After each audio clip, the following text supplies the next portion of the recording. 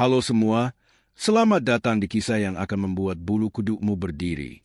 Hari ini aku akan membawamu ke sebuah cerita misteri dari Jawa Tengah, tentang malam-malam penuh rahasia, sungai yang menyimpan gelap, dan bayangan yang menatapmu dari kegelapan. Aku adalah Rina, dan ini adalah pengalamanku, pengalaman yang membuatku takut, penasaran, dan bertanya-tanya, apakah apa yang kulihat ini nyata, atau hanya mimpi buruk yang tak berujung. Di sepanjang cerita ini, aku ingin kamu ikut merasakan ketegangannya. Bayangkan dirimu berada di tempatku, berdiri di tepi sungai saat hujan deras, atau mendengar suara langkah misterius di rumah. Apa yang akan kamu lakukan? Tulis jawabanmu di kolom komentar, dan jangan lupa tekan like serta share kalau kamu berani menonton sampai akhir. Sekarang, bersiaplah, karena malam ini, semua rahasia akan mulai terbuka. Malam itu langit tampak kelabu, seperti sedang menyimpan rahasia. Angin berembus pelan di antara pohonan bambu yang tumbuh di belakang rumahku. Di kejauhan, suara jangkrik bersahutan dengan aliran sungai yang tak pernah tidur. Aku baru saja menimba air untuk mencuci piring, saat samar-samar ku dengar langkah kaki di belakangku. Awalnya kupikir itu hanya suara kambing yang lepas dari kandang. Tapi semakin lama, langkah itu terasa mendekat, berat, dan berirama seperti langkah manusia dewasa. Aku menoleh cepat, tapi yang kulihat hanya bayangan gelap di antara batang bambu. Tubuhku menegang. Aku mencoba menenangkan diri, berpikir mungkin itu hanya pikiranku yang berlebihan. Tapi suara ranting patah di belakangku membuatku hampir menjatuhkan ember. Aku berlari kembali ke rumah, menutup pintu rapat, lalu menatap ke arah jendela. Dari celah tirai, kulihat siluet seseorang berdiri di luar pagar. Ia diam, tidak bergerak, hanya memandangi rumahku seperti sedang memastikan sesuatu. Aku mengenali postur tubuh itu. Aku kenal betul cara berdirinya. Itu ayah tiriku. Aku tidak tahu apa yang ia lakukan di luar pada malam sesunyi ini. Tapi entah mengapa, jantungku berdetak lebih cepat dari biasanya. Ada sesuatu dalam tatapan gelap itu yang membuatku ingin bersembunyi. Kutarik napas panjang, mencoba menenangkan diri. Mungkin ia hanya sedang mengecek keadaan halaman, pikirku. Namun ketika matanya menatap langsung ke arah jendela tempat aku bersembunyi, aku tahu malam ini tidak akan sama seperti malam-malam sebelumnya. Tatapan yang membeku. Pagi datang dengan sinar matahari yang pucat. Aku terbangun dengan kepala berat dan perasaan yang tak menentu. Semalaman aku tidak bisa tidur. Bayangan ayah tiri yang berdiri di luar pagar terus berputar di kepalaku seperti mimpi buruk yang tak mau pergi. Ibu sudah lebih dulu bangun. Dari dapur terdengar suara wajan beradu dengan sendok kayu. Aroma tumisan bawang memenuhi udara, seolah menutupi dinginnya pagi. Aku berjalan pelan menuju meja makan, mencoba bersikap biasa. Ayah tiri duduk di kursi kayu dekat jendela. Tatapannya kosong, tapi setiap kali matanya bertemu denganku, aku merasa seolah waktu berhenti. Ia tersenyum tipis, namun senyum itu membuat kulitku merinding. "Pagi, Rina," katanya dengan suara serak. "Kamu tidur nyenyak?" Aku hanya mengangguk, tidak berani menatapnya lama-lama. Tanganku bergetar saat menuangkan teh ke gelas. Ibu tersenyum, sama sekali tidak menyadari ketegangan yang menyelimuti ruangan ini. Setelah sarapan, aku berpura-pura ingin menjemur pakaian di halaman belakang. Dari sana aku bisa melihat sungai kecil yang kemarin malam kulewati. Di tempat itu, aku masih bisa membayangkan bayangan hitam di antara batang bambu. Aku menarik napas panjang, mencoba menghapus rasa takut. Tapi dari dalam rumah, ku dengar langkah ayah tiri menuju arahku. Langkahnya pelan, tapi berat. Aku bisa merasakan keberadaannya di belakangku, sebelum ia sempat berkata apapun. "Rina," suaranya dalam dan datar. "Kalau ke sungai malam-malam, hati-hati. Di sana banyak binatang buas. Buaya kadang muncul dari air tanpa suara." Aku menelan ludah. Iya, jawabku pelan. Ia berdiri terlalu dekat. Nafasnya terasa di leherku. Seketika bulu kudukku berdiri. Aku ingin menjauh, tapi tubuhku seperti membeku. Lalu tiba-tiba ibu memanggil dari dapur, dan ayah tiri mundur satu langkah, menatapku sekali lagi dengan senyum samar yang sulit dijelaskan. Aku tahu, di balik senyum itu ada sesuatu yang gelap. Dan aku mulai yakin, apa yang kulihat malam itu bukanlah kebetulan. Suara dari dalam rumah. Hari-hari berikutnya berjalan aneh. Ibu sering keluar rumah untuk berdagang sayur ke pasar di kecamatan, dan setiap kali ia pergi, suasana rumah terasa menekan. Seperti ada sesuatu yang bersembunyi di udara, menunggu waktu untuk muncul. Sore itu langit berwarna jingga kemerahan. Aku duduk di ruang tengah sambil menyapu lantai, ketika tiba-tiba terdengar bunyi pintu kamar ayah tiri terbuka perlahan. Aku menoleh, tapi tidak melihat siapapun. Angin sore meniup tirai, membuatnya bergerak seperti bayangan tangan yang melambai. Aku melanjutkan menyapu, berusaha tidak peduli. Namun dari dalam kamar, terdengar suara berat seperti langkah kaki menapak di lantai kayu. Aku tahu ibu belum pulang, dan ayah tiri seharusnya sedang di sawah bersama warga lain. "Siapa di sana?" tanyaku pelan. Tidak ada jawaban. Hanya suara pintu berderit, semakin terbuka. Aku mendekat dengan hati-hati, memegang gagang sapu erat-erat, seolah itu bisa jadi senjata. Di balik pintu, kulihat bayangan seseorang berdiri membelakangiku. Rambutnya berantakan, dan pundaknya bergerak naik turun seperti sedang menarik napas panjang. Ketika sosok itu berbalik, aku menahan teriakan. Ayah tiri berdiri di sana, matanya merah, wajahnya seperti baru saja keluar dari lumpur. "Kamu kaget?" katanya pelan. "Tadi aku pulang lebih cepat." Aku mundur setapak. Aku kira ayah masih di sawah. Ia tersenyum, tapi senyumnya kali ini lebih menyeramkan dari sebelumnya. "Aku ingin bicara," katanya sambil melangkah mendekat. Aku menatap pintu belakang, mencari kesempatan untuk lari. Tapi sebelum sempat bergerak, ia sudah menutup jarak di antara kami. Tatapannya menusuk, dan untuk pertama kali aku melihat sesuatu di matanya. Sesuatu yang membuat darahku dingin. "Jangan takut, Rina," suaranya pelan tapi berat. "Aku cuma mau memastikan kamu tidak pergi ke sungai sendirian lagi." Ia menatapku tanpa berkedip. Napasnya berat, dan aroma tanah basah bercampur dengan keringat memenuhi udara. Aku hanya bisa diam, mencoba menahan gemetar yang tak bisa kukendalikan. Tiba-tiba terdengar suara langkah cepat dari luar rumah. Suara sandal ibu menapak di tanah. Ayah tiri segera mundur, menarik napas panjang, lalu berjalan keluar kamar seolah tidak terjadi apa-apa. Aku terduduk di lantai. Keringat dingin membasahi tengkukku. Di luar, suara ibu terdengar memanggil namaku. Aku menatap ke arah pintu, dan hanya bisa berdoa dalam hati. Semoga Allah melindungiku dari sesuatu yang bahkan belum sepenuhnya ku mengerti. Pagi itu, kabut turun tebal di sepanjang tepi sungai.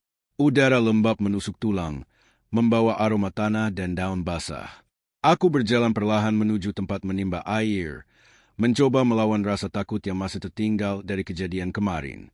Air sungai tampak tenang, tapi ada sesuatu di sana yang membuatku gelisah. Permukaannya sesekali beriak tanpa sebab. Beberapa warga bilang, di sungai itu sering muncul buaya besar. Tapi anehnya, tak pernah ada yang benar-benar melihat wujudnya secara jelas. Aku jongkok di pinggir air, menunduk sambil menimba. Tiba-tiba sesuatu berkilat di dasar sungai, seperti benda logam. Aku berjongkok lebih dekat, dan mataku menangkap sesuatu, gelang kecil berwarna perak. Aku mengenali benda itu. Itu milik Lila, teman sekolahku yang sudah menghilang 2 minggu lalu. Tanganku gemetar saat mengambilnya. Air terasa semakin dingin. Hatinya mulai berdegup cepat. Aku menatap ke arah hutan bambu di seberang sungai. Seolah dari sana ada yang mengintai.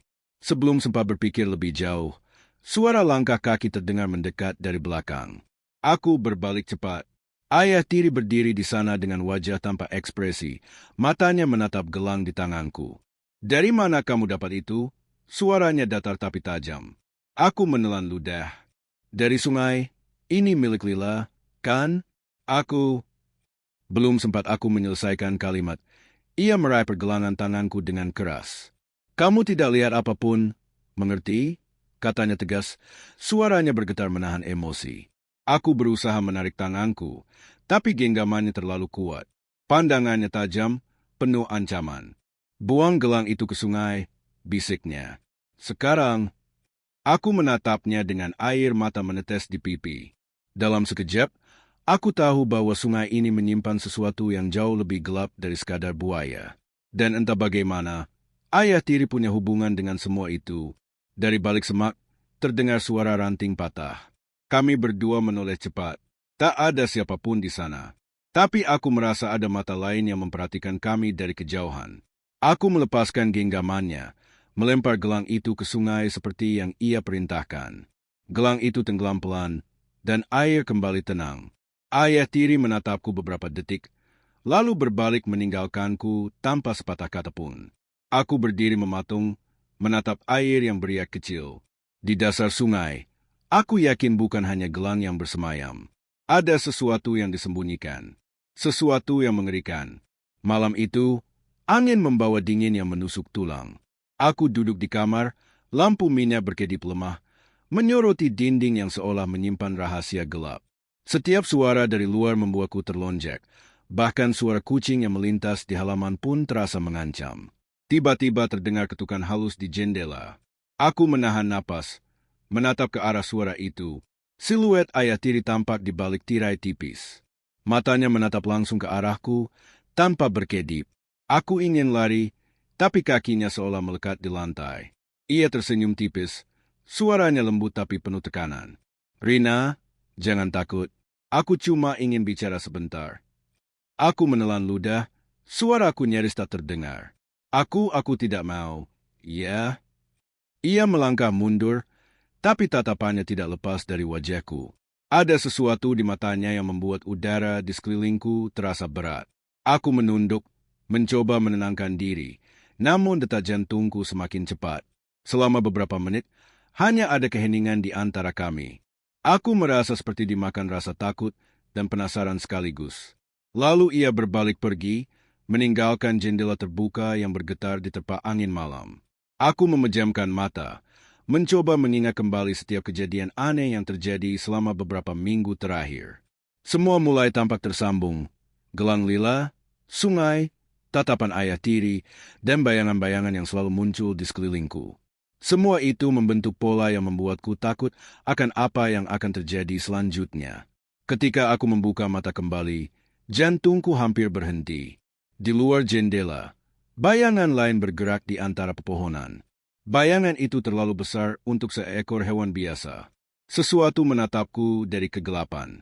Aku menahan napas, mencoba menenangkan diri. Tiba-tiba terdengar suara berderak dari lantai atas, seperti seseorang berjalan di koridor rumah. Tapi rumah ini sepi. Hanya aku dan ayah tiri, atau setidaknya itu yang kupikirkan. Aku tahu, malam ini tidak akan berlalu seperti malam biasa. Sesuatu akan terjadi. Sesuatu yang akan mengubah hidupku selamanya. Hujan mulai turun di tengah malam. Tetes-tetesnya memukul atap rumah seperti drum tak beraturan. Aku berdiri di kamar, mendengar suara rintik yang menenangkan sekaligus menakutkan. Namun, ketenangan itu hanya sesaat. Tiba-tiba terdengar ketukan keras di pintu depan. Hatiku berdegup kencang. Aku menahan napas, mencoba mendengar suara di luar. Tidak ada jawaban. Hanya suara hujan dan langkah kaki samar yang seakan mendekat. Aku mengintip dari jendela. Bayangan gelap bergerak cepat di halaman. Aku tahu itu bukan hewan. Itu terlalu besar, terlalu manusiawi. Dan aku tahu, ayah tiri ada hubungannya dengan itu. Aku memutuskan untuk keluar rumah diam-diam. Pikiran ini terlalu berat untuk ditanggung sendiri. Aku menuruni tangga dengan hati-hati, menahan napas setiap kali papan lantai berderit. Begitu sampai di pintu, aku mendengar suara langkah lain di belakangku. Rina, suara itu berat, penuh tekanan, membuat seluruh tubuhku menegang. Aku menoleh, dan di sana ia berdiri. Ayah tiri, wajahnya datar, matanya menatap langsung ke arahku. Aku ingin berlari, tapi kakinya seolah melekat ke lantai. Ia melangkah mendekat. Aku tahu kamu ingin pergi, katanya. Tapi ada sesuatu yang harus kamu lihat dulu. Rasa penasaran dan ketakutan bercampur menjadi satu. Aku mengikuti langkahnya, meski hati berteriak agar aku membalik dan lari. Ia membawaku ke halaman belakang, tempat sungai yang selalu membuatku was-was. Di sana, di tepian air, terlihat sesuatu yang berkilau samar. Ayah tiri menunduk, mengambil benda itu, lalu menatapku. Ini semua akan selesai kalau kamu mengerti, katanya pelan. Tapi kamu harus melihatnya sendiri. Aku menelan ludah. Dalam hati, aku tahu malam ini adalah malam di mana semua rahasia akan mulai terungkap. Aku tidak tahu apakah aku siap, Tapi rasa takut dan penasaran membawaku selangkah lebih dekat ke kegelapan yang menunggu. Hujan deras membasahi tubuhku saat aku berdiri di tepi sungai. Airnya beriak di bawah cahaya bulan yang tertutup awan. Ayah tiri berdiri di sampingku, wajahnya setengah tersembunyi oleh bayangan. Matanya menatap tajam ke arah sungai. "Lihat," katanya pelan. Tangannya menunjuk ke air yang berkilau samar. Di sana, sesuatu bergerak, sesuatu yang membuat napasku tercekat. Aku menelan ludah dan mencoba menenangkan diri. Bayangan itu semakin jelas. Sebuah buaya besar muncul dari air, matanya menatap lurus ke arah kami, rahangnya terbuka sedikit. Tubuhku bergetar, rasa takut memenuhi seluruh diriku. Ayah tiri menatapku lagi. "Rina, jangan lari. Kamu harus tahu kebenaran sebelum semuanya berakhir." Suaranya berat, tapi ada nada menyeramkan yang sulit dijelaskan. Aku ingin menjerit, tapi tidak bisa. Tubuhku seperti membeku. Semua yang terjadi beberapa minggu terakhir berkumpul menjadi satu rasa takut yang luar biasa. Gelang lila, sungai, bayangan di malam hari. Semua itu terasa seperti bagian dari rencana yang lebih besar daripada diriku. Tiba-tiba terdengar suara ranting patah di belakang kami. Aku menoleh sekilas, tapi tidak ada siapapun di sana. Saat aku menatap kembali, ayah tiri sudah tidak lagi di sampingku. Hatinya terasa seperti dicengkeram ketakutan. Tapi aku harus tetap tenang. Buaya di depan kami bergerak perlahan. Air sungai beriak keras. Aku menunduk, mencoba mengingat setiap doa yang ku ketahui. Tubuhku gemetar, namun aku tahu aku harus tetap berdiri. Saat hujan menghantam bumi, aku merasakan sesuatu dalam diriku berubah. Ketakutan yang menjerat selama ini mulai melepaskan diri sedikit demi sedikit. Aku tahu malam ini akan menjadi titik balik. Malam di mana rahasia gelap akan menghadirkan kebenaran yang tidak bisa dihindari lagi. Langit di atas masih gelap, sungai beriak deras, dan aku berdiri di sana, menatap kegelapan, menyadari bahwa hidupku tidak akan pernah sama lagi. Cerita ini adalah fiksi. Semua tokoh, tempat, dan kejadian dibuat seolah nyata untuk kita ambil hikmahnya, bukan untuk ditiru. Dari kisah ini, kita bisa belajar tentang keteguhan hati menghadapi ketakutan, pentingnya berdoa dan memohon perlindungan kepada Allah, serta menjaga diri dari orang atau situasi yang berpotensi membahayakan. Seperti yang Allah firmankan dalam Al-Quran, "Sesungguhnya Allah bersama orang-orang yang sabar." Quran Surat Al-Baqarah 153. Kita diajarkan untuk sabar, waspada, dan selalu berlindung kepada Allah dalam menghadapi kesulitan dan ketakutan. Terima kasih sudah menyimak cerita ini sampai akhir. Jika kamu merasakan ketegangan, penasaran, atau terinspirasi dari kisah ini, tuliskan pendapatmu di kolom komentar. Jangan lupa like dan subscribe untuk cerita seru berikutnya.